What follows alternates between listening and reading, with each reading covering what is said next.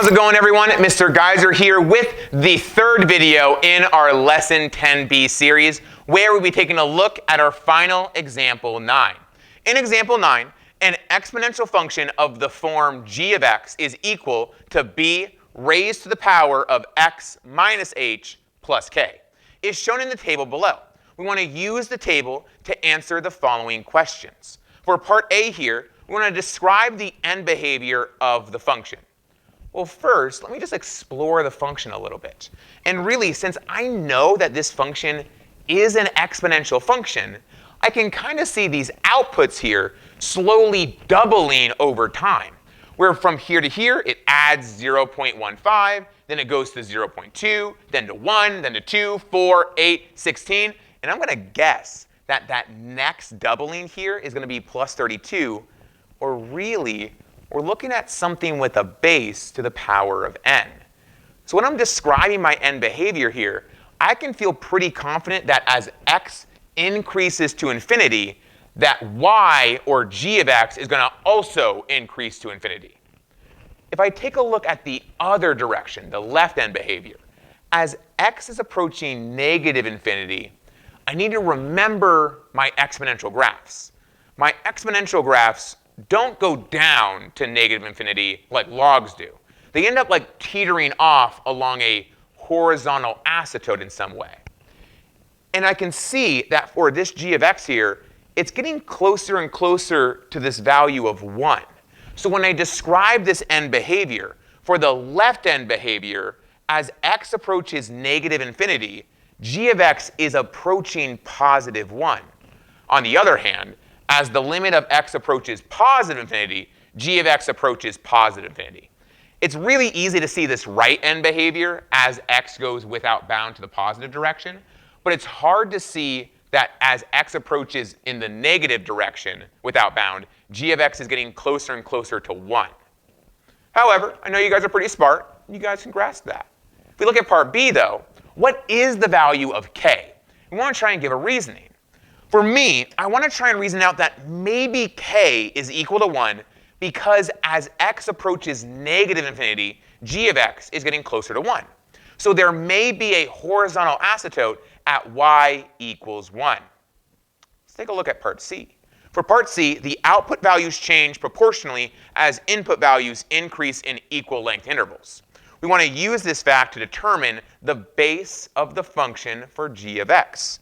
For this here, we can say that the base seems to be 2 because the output values grow exponentially by a factor of 2. 2 raised to the 0 power, 2 raised to the first, to the second, to the third, to the fourth. In all three of these parts here, A, B, and C, we simply determine them by just observing the table, noticing patterns, the output's doubling, noticing that as x goes to the negative infinity, it's getting closer to 1, and rationalizing that since it is an exponential function, its right end behavior is approaching positive infinity as g of x goes to positive infinity, or as x goes to positive infinity, g of x goes to positive infinity. These three parts here are rationalized. Part D, though, we're going to solve for. We want to use the point of 4, 3 to find b and k to find those values of h. Then write the equation for the function of g of x. And really, we're given g of x here as b raised to the power of x minus h plus k. But we're just filling out our known values here, where we're replacing g of x with 3, that y value that we're given. We're replacing b here with 4, that x value that we're given. And we're replacing our base with 2, the base that we rationalized, and k with 1, the k that we rationalized. Now, in general, we could have chosen any one of these points to go with to plug into this function here.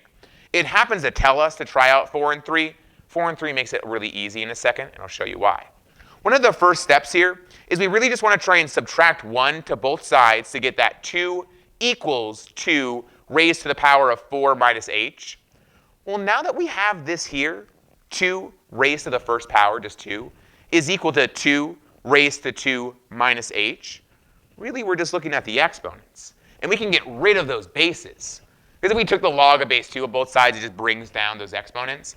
And the only thing different here is these exponents. So that new equation just becomes 1 equals 4 minus h. Make sure that you feel confident with this step here, where we're dropping common bases only if they're common. If this was like 20 equals 2, don't do this. But since since these are common bases, 2 and 2, we're able just to drop both of those bases and take a look at the exponents. For the exponents, if it's just 1 equals 4 minus h, we just know h equals 3. So we can write out, we just know h equals 3. So we can write out g of x here is equal to 2 raised to the power of x minus 3 plus 1. For these next part here, we'll be using that g of x to state its domain, its range, and finding its inverse. For that domain and range for this here, we could use our function, but we're still taking a look at just the graph here. The domain, all positive numbers, all real numbers, all negative numbers. The range, though, is from 1 at that horizontal asymptote up until positive infinity. Now let's take a look for f here, where we want to find the equation for g inverse of x. Where we're starting with g of x, and we're trying to find the inverse. The first step is just to rewrite our function, where g of x is now y, and we're now replacing or switching x and y here, and now we need to solve for y. So that third step is just to solve for y. We're given x equals 2 raised to the power of y minus 3 plus 1. We subtract 1 to both sides. We end up getting x minus 1 is equal to 2 raised to the power of y minus 3.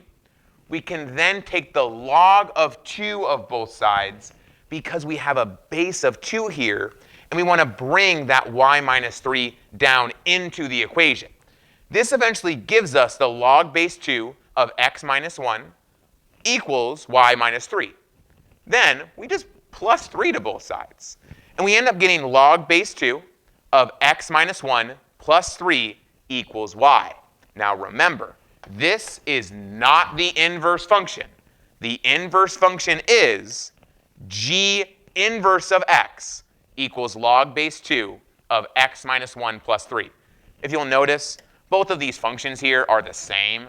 The only thing different is this y here. We don't want to specify y. We want to specify that this is the inverse by stating g inverse of x. Now we can take a look at g here. For g, we want to graph g of x and g inverse of x on the grid over here. But first, I want to try and fill out this table here. For this table, notice something cool. When we plug in these values of 2, 3, 5, 9, and 17, the same output values of 2, 3, 5, 9, and 17 of our g of x, we end up getting those output values for g inverse of x that once were our input values for g of x. We want to state our domain and range for g of x. It does happen to follow along the lines of our domain and range here, where our domain of our inverse function was the range of our function.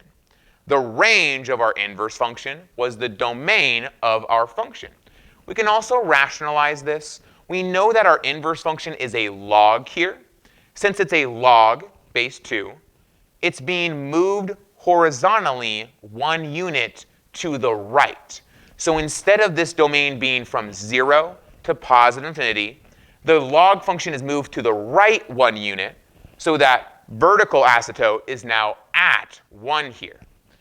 Same thing for our domain or our range here. Since it's just lifted up 3 units because it's plus 3, it doesn't really affect our range here, but it is an important note. When we're taking a look here at the graph, we end up finding our g of x here in blue, where all those points are plotted, and our g inverse of x in blue, and our g of x here in black with all those points plotted here, where we have those 2 asymptotes, one vertical for our inverse function and one horizontal for our function here. Notice how both of these asymptotes are also inversed. We have one at y equals 1 and one at x equals 1. Notice how both of these graphs here are reflected about that diagonal line as well. Thank you very much for joining me on these videos for 10B. I hope all of you guys enjoyed it, and I look forward to seeing you guys in class. Take care.